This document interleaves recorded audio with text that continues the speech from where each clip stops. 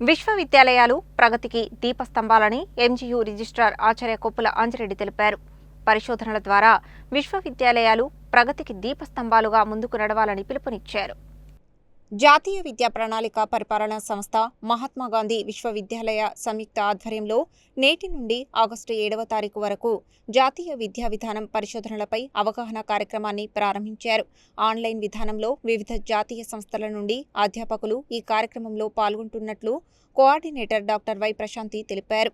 ఈ అవగాహన కార్యక్రమంలో జాతీయ విద్యా విధానం, విశ్వవిద్యాలయాల పాత్ర, పరిశోధన తీరు మరియు ప్రగతిశీల కార్యాచరణ అంశాలపై చర్చించనున్నట్లు ఆమె తెలిపారు.